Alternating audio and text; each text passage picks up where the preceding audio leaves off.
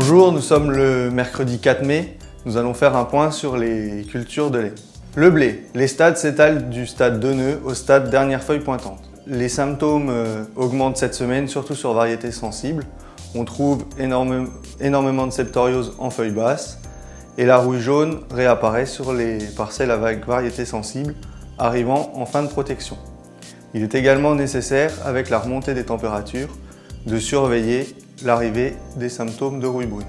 Il est également temps, pour les parcelles les plus avancées, de faire son diagnostic de fertilisation azotée pour piloter son troisième apport. Cet apport sera à réaliser en fin de semaine. Les pucerons du feuillage apparaissent également cette semaine. Ils ne présentent aucun danger et aucun risque de nuisibilité pour la culture. L'orge d'hiver. Les stades de l'orge d'hiver s'étalent de dernière feuille pointante à sortie des barbes. Il est donc nécessaire, si ce n'a pas encore été fait, de réaliser le régulateur pour éviter la casse du col de l'épi. Et il est également temps de réaliser le dernier fongicide.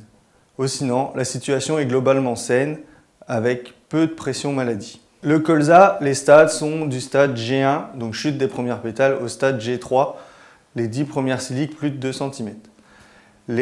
Avec les conditions climatiques de la semaine dernière, il y a eu beaucoup d'avortements de fleurs. La floraison va donc se poursuivre dans le temps.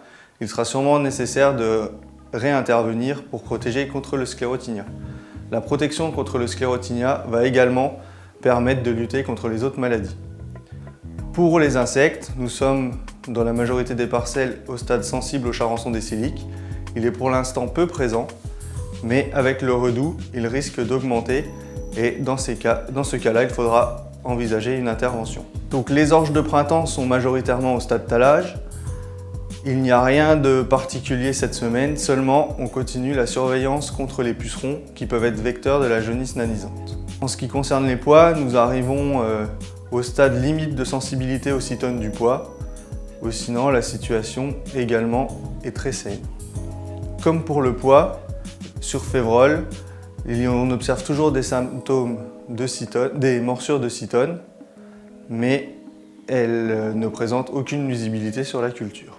Pour ces deux cultures, il est également toujours nécessaire de surveiller les dégâts de pigeons ramiers qui peuvent se voir sur certaines parcelles. Le maïs, les semis de maïs se poursuivent. Pour les parcelles les plus avancées, elles sont déjà levées et arrivent au stade de feuilles.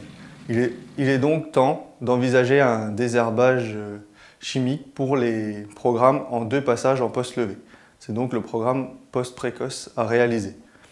Sinon, il n'y a rien de particulier, toujours surveiller les limaces en terre profonde.